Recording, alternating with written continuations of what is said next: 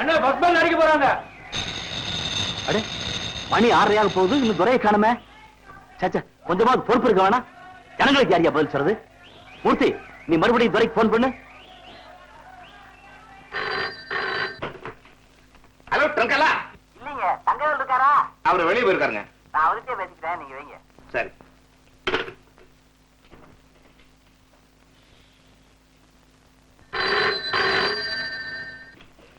Hello hello, Kannamma இருக்காங்களா?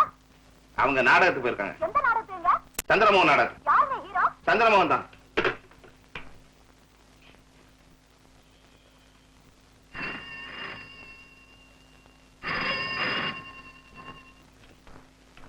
Hello, call from Nellore. இருக்கலா? நெல்லூர் கலா? பேசுங்க. ஆமாங்க. ரெடியா? சரிங்க. திங்கக்கிழமை சரக்கூட லாட்ல வந்துடுறீங்களா? Right right. நான் சொல்றேன். சரிங்க. ஆமா மங்களா, மணி 6:30 ஆகுது, ஆரம்பிக்க மாட்டேன்றானுங்க. உள்ள என்னதான் பண்றானுங்க? வேஷம் கட்டிக்கிட்டு இருப்பாங்க. ஆமா, வேஷம் கட்டினானுங்க. ஆமா, துறை ட்ரங்கார்ல பேசியிருப்பான்ல? எல்லாம் பேசி இருப்பான். ஐயோ மங்களா, என்ன? துறைகிட்ட இன்னொரு முக்கியமான விஷயம் சொல்ல மறந்துட்டேனே. நல்ல துறை இங்க வந்து உட்காந்துக்கிட்டு என்னமோ துறன்னுக்கிட்டு. என்னடி இது, நீ இந்த பக்கம் தள்ளுற, அவன் அந்த பக்கம் தள்ளுற, அவனுக்கு வேற துறக்க மாட்டேன்றானுங்க மூதேவிங்க. துறங்கடா. வணக்கம்.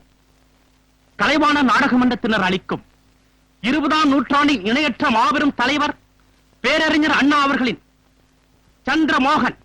மராட்டியத்தை விடுவிக்க, மராட்டிய சாம்ராஜ்யத்தை உருவாக்க அன்னை ஜிஜிபாயின் கருவிலே உருவாகி தோன்றினான் வீர சிவாஜி. அவன் தலைமையில் விடுதலை பட்டாளம் திரண்டது. துவக்கத்தில் அந்த விடுதலை வீரனுக்கு ஆதிக்கக்காரர்கள் சூட்டிய பட்டம் கொலைகாரன், கொள்ளை கூட்டத்தின் தலைவன் என்பது. ஆனால் ஆரியூர் தொண்டர்கள் பலரை பறிகொடுத்து ஆதிக்க கோட்டையை தகர்த்தெறிந்து மராட்டிய சாம்ராஜ்யம் கண்டான் அந்த வாவீரன். ஒரு தனிநாடு அமைத்த அந்த வாவீரனை அந்த நாட்டுக்கு அரசனாக்க துடித்தனர் விடுதலை உணர்ச்சியால் உந்தப்பட்ட உண்மை தொண்டர்கள் பலர். வீணர்கள் ஜாதியையும் மதத்தையும் காட்டி அந்த வீரத்தலைவன் அரசாண தகுதியற்றவன் என வாதிட்டனர். சமூகம் ஜாதி பேதவனும் சனியன் தலைவிரித்து ஆடியது. இந்த நிலையில்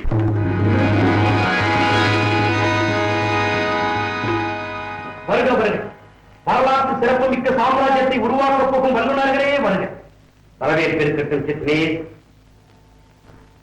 இந்த ஏற்பாடெல்லாம் உன்னுடையதானா? ஆமாம் பாரதியார். என் கேள்விக்கு மட்டும் பதில் சொல். இந்த சிறந்த ஆசனம் ஏன் இங்கு அமைக்கப்பட்டுள்ளது? அங்கேதான் சிவாஜி மகாராஜா வரப்போகிறார். விருந்துக்கு தலைமை தாங்குபவர் என்ற முறையில் அவார அமைத்தோம். அப்படியானால் நான் கேள்விப்பட்டது உண்மைதான். சிட்னி, சிவாஜி பட்டாளத்துக்கு தலைமை வகிக்கலாம். ஆனால் இது போன்ற முக்கிய நிகழ்ச்சிகளுக்கு தலைமை வகித்து எங்களை அவமானப்படுத்த கூடாது. தளபதியார், என்ன சொல்லுகிறீர்கள்? அவர் எங்களை விட தாழ்ந்த குலத்தில் பிறந்தவர். என்ன, எல்லா வகையிலும் எங்களை விட அவர் உயர்ந்தவர் என்பதை எடுத்துக்காட்டவே இந்த ஏற்பாடு இல்லையா? ஆமாம், திட்டமிட்டே எங்களை அவமானப்படுத்த வேண்டும் என்றே இந்த ஏற்பாட்டை செய்திருக்கின்றீர்கள். தளபதி மோரோபன், நீங்களா அப்படி பேசுகிறீர்கள்? ஆமாம், நான் தான் இப்போது பேசுகிறேன். ஜாதி வேறு, நீதி வேறு சிட்னி. இனிமேலாவது புரிந்து கொள். அவர் தலைமை தாங்கும் இந்த விருந்தில் நாங்கள் கலந்து கொள்ள முடியாது.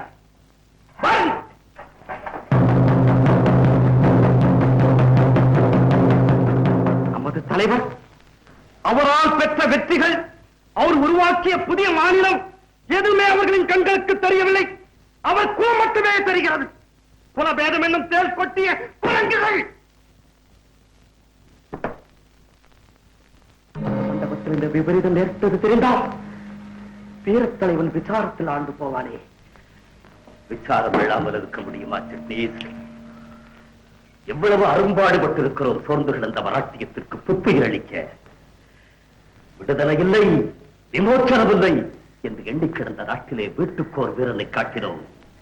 வெற்றி மேல் வெற்றி கிட்டிய போது எந்த சர்தார்கள், எப்படிப்பட்ட சூராதி சூரர்கள் நம் கண்காட்டிய வழி செல்ல காத்து கிடந்தார்களோ அவர்கள் வல்லவா இன்றைக்கு என் குலம் பற்றி பேசுகின்றார்கள். வீரம்தான், ஆனால் குலம் என்று இப்போது கேட்கின்றார்கள். குலமாம் குலம், இவைகளெல்லாம் இந்த நாட்டுக்காக நாம் பயன்பட்ட போது எங்கே போயின? யார் பேசினார்கள் இது பற்றி? இன்று பேசுகிறார்கள் என் குலம் பற்றி, என்னை வானலாவ புகழ்ந்த வாயால். உயிரை பணயம் வைத்து ஒரு விடுதலை போரை நடத்துவதற்கு எனக்கு அனுமதி இருந்தது அன்றைக்கு. ஆனால் இன்றைக்கு நான் தலைமை வகிக்க குலதர்மம் தடை விதிக்கிறதாம் எனக்கு. இந்த நிலையிலே இருக்கிறது நாடு. வீரத் தலைவரே, விசாரத்தை விடுங்கள். இவர்களின் விதண்டாவாதத்தை முறியடிக்க முடியாமலா போகும்? மலைகளை தூளாக்கி நம்மால். வீரம் பேசுகிறாய் சிட்டேஸ். விஷத்தை கக்கிவிட்டு சென்றிருக்கிறார்களே, பார்த்தாயே? நீதானே பார்த்தாய்? பார்த்தேன், சிந்தித்தேன், ஒரு முடிவுக்கு வந்திருக்கிறேன் மகாராஜ். மகாராஜ் என்று என்னை அழைக்காதே. இன்னும் அந்த தகுதியை பெறவில்லை நான். கங்கை கரையிலே காகப்பட்டர் என்று ஒருவர் இருக்கிறார். வேதாகம பண்டிதர், ஆத்திகத்தின் ஒரே தலைவர். அவர் ஒத்துக்கொண்டால் போதும் உயர் ஜாதிக்காரர்களின் வாய் அடங்கும். அவர் எங்கே இருக்கிறார்? கங்கை கரையிலே. பாத்தீங்களா என் தம்பி என்னமா வெளுத்து கட்டுறான். நல்லாவே விளக்குறான். ஒரு லாண்டரி கடை வச்சு கொடு. என்ன சொன்னீங்க? ஆ? அவன் உங்க வீட்டு மாப்பிள்ளை. வீட்டுக்கு தானே, எனக்கு என்ன? என்ன எனக்கு என்ன? என்ன இது? என்ன இது- என்ன என்னது வந்த இடத்துல சண்டை போட்டு என்னம்மா? மானம் போகுது. யார் மானம்? ஏன் மானம் தான். ஆ. நாடகத்தை பாருங்க, வீட்டுல போய் சண்டை போடலாம். அத உங்க அப்பா கிட்ட சொல்லு. எது? மரியாதை இல்லாம அப்பேன்ற? சரி அப்பா. சிட்னி, ஜாதி மதங்களை இந்த நாட்டிலே உண்டாக்கியவர்கள் சாமானியர்கள் அல்லவே.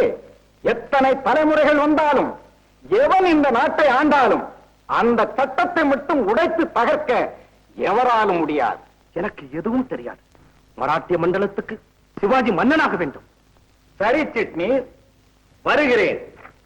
ஆனால் நான் விரும்புகிற சடங்கெல்லாம் அங்கு நடந்தாக வேண்டும். பட்டாபிஷேகத்துக்கு பிறகு எனது கட்டளைப்படிதான் உங்கள் ராஜ்ய பரிபாலனம் அமைந்தாக வேண்டும். எதற்கும் தயார். புறப்படுங்கள்.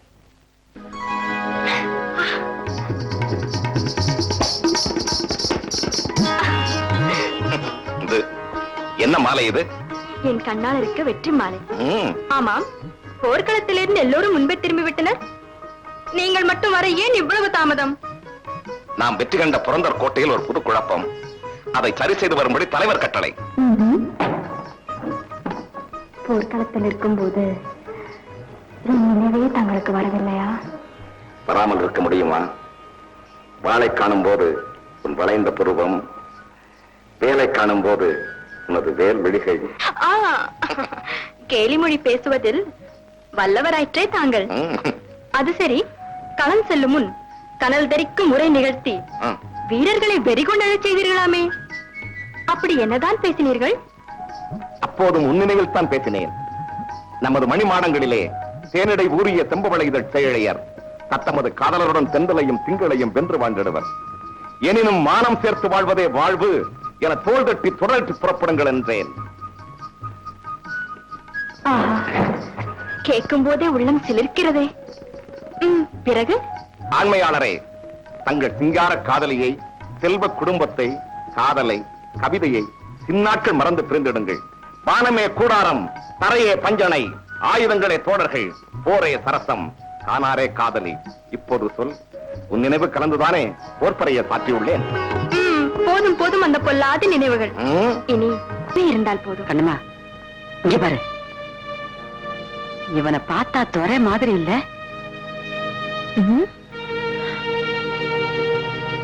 மாதிரி இல்லம்மா, துறையதான். இப்ப வேண்டாம், எல்லாம் வீட்டுல போய் வச்சுக்கோ. சந்திரமோகன், மோகன், சந்திரமோகன், கேட்டாயா செய்தி? நமது தலைவருக்கு ஆள தகுதி இல்லையா? சொல்லுகிறார்கள் அப்படி. ஏன் சொன்னார்கள் அப்படி? நமது தலைவர் சூத்திரராம், அதனால் ஆள தகுதி இல்லையா? என்னால் முடியவில்லை. இந்த சொல்லை கேட்க தயக்கவில்லை. ஆண்டு போன மாநிலத்துக்கு புத்துயிர் ஊட்டிய உத்தமனை இடித்தவாய் அருந்திப்பதா? தரணி முழுவதும் ஆள தகுதி பெற்ற நமது தலைவனை ஆள தகுதியற்றவன் என ஒரு ஆற்றலற்ற கூட்டம் கூறுவதா? வீடெல்லாம் நாட்டுப்பற்று விளக்கேற்றிய வீரரை காடு சுற்றி நாடு புகுந்த கதியற்ற கும்பல் படிப்பதா? எதிலே தகுதி இல்லையா? தீரத்திலா, தீரத்திலா, விவேகத்திலா, கம்பீரத்திலா? நம்முடைய தலைவருக்கு ஆள தகுதி இல்லை என்றால் இந்த மண்டலம் மாநிலத்தில் இருக்கவே தகுதி இல்லையே. கேவலம் இந்த பாமிச பிண்டங்கள் நாய் நரி தின்னவும் தகுதியற்றனவாயிற்றே. எனக்கு கூறு, எந்த தலைவி குறைவாம் நமது ஈடில்லா தலைவருக்கு? எவ்வளவோ எடுத்து சொல்லியும் நமது தலைவருக்கு ஆள தகுதி இல்லையா? சொன்னவன் நாக்கு மறுபடக்கானோம், கேட்டுக்கொண்டிருந்த உங்கள் செவிகளும் அப்படியே இருக்கின்றனவே. சொரணையற்ற சோற்று துருத்துகளே, எங்கே இருக்கிறது அந்த வஞ்சனை கூட்டம்? இந்து வேலை வந்து விட்டது, இந்து எனக்கு வேலை வந்து விட்டது. அந்த வீரர்களுக்கு ஒரு முடிவு கட்டி விட்டு வருகிறேன்.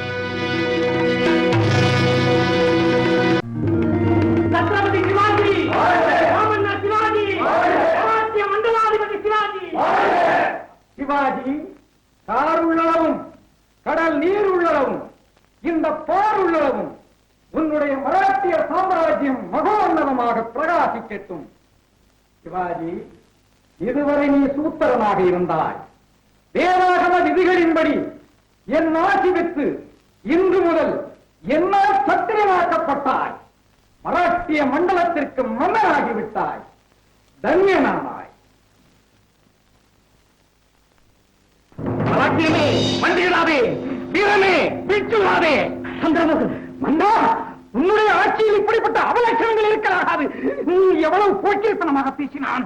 மகராஜ், அற்புத சிரேஷ்வரன் அர்த்திக்கிறேன் ஒரு ஆற்றலத்த கூட்டத்தை.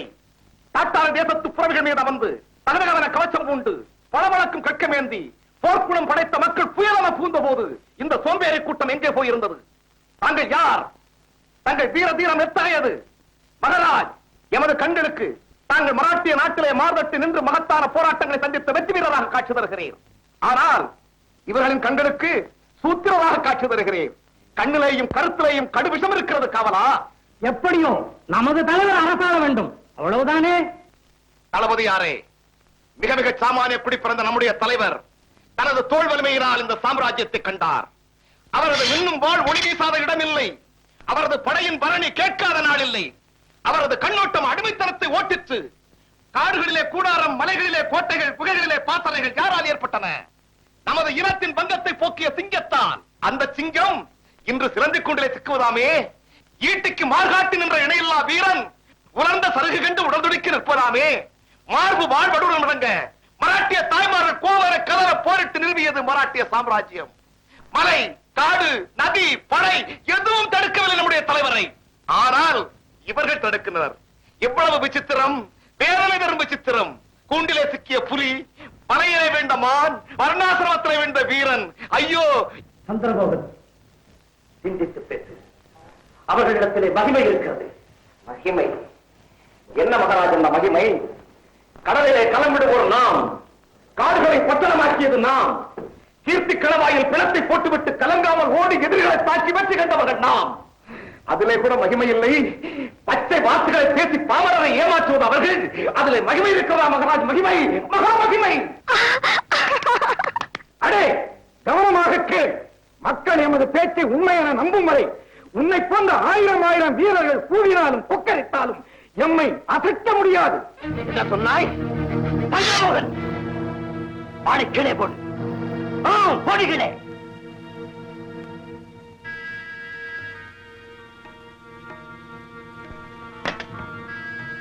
இப்போதே உன்னை இந்த சபையை விட்டு வெளியேற்றுகிறேன்.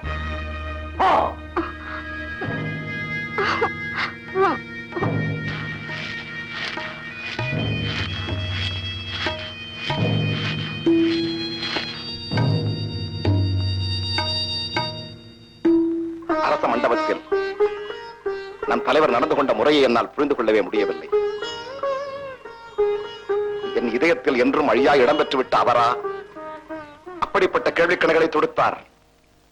நம் தலைவர் அவரது தாங்க முடியாத வேதனைகள் எல்லாம் தங்களின் உள்ள குமுறலால் வெளிப்படுத்த வேண்டும் என கருதித்தான் தங்களை தூண்டிவிட்டு பேச வைத்திருக்கிறார். தன் உள்ளத்தில் அடங்கி கிடந்த நீர் பூத்த நெருப்பை தங்களின் வாயிலாக அக்னி ஜுவாலியாக வெளிவருவதைக் கண்டு ஆறுதல் பெறவே அவ்விதம் செய்திருக்கிறார். என்னை தெளிவாக புரிந்து கொண்டு பேசுகிறாய் இன்று. அரசே, தாங்களா? தானை தளபதியே, சபையில் உன்னை பலரவே அவமானப்படுத்தினேன். இதோ நானே வந்திருக்கிறேன் உன்னிடம் மன்னிப்பு கோர. இதை தவிர வேறு எதை செய்ய முடியும் என்னால்?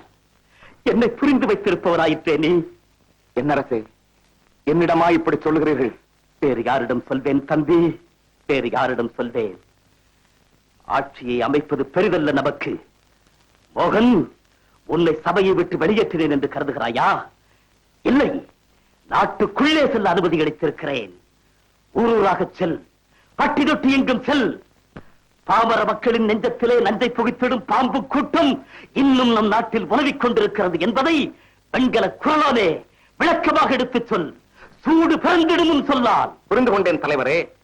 இந்த உண்மையை நல்லவர்களின் உள்ளங்களில் பதிவு வண்ணம் எடுத்துச் சொல்வேன். நல்ல பாம்பு என்ற பெயரை நம்பி அதனிடம் கருணை எதிர்பார்க்காதீர். ஆளையே கொன்று நிற்கும் ஆழகால விஷம் அந்த கருணையற்ற நல்ல பாம்பின் நாவிலேதான் இருக்கிறது என்பதை எடுத்துச் சொல்ல தயங்க மாட்டேன். நல்லது தம்பி, நல்லது. நம்மை பொறுத்தவரை ஆட்சியை அமைப்பது என்பது சிரமமல்ல. ஆனால் இந்த நச்சரவங்களை ஒழிப்பதில் தான் இருக்க வேண்டும் நம் கவனம். என் செல்ல தம்பியே, தங்க தளபதியே, சென்று வா, வென்று வா, புறப்படு. புறப்படுகிறேன் அண்ணலே, புறப்படுகிறேன். தங்களை பற்றி பொல்லாங்கு பேசுவோரின் முகத்திரையை கிழித்தறிய புறப்படுகிறேன். தங்களின் தூய்மைக்கு மாசு கற்பிக்கும் துரோகிகளை மக்களுக்கு அடையாளம் காட்ட புறப்படுகிறேன்.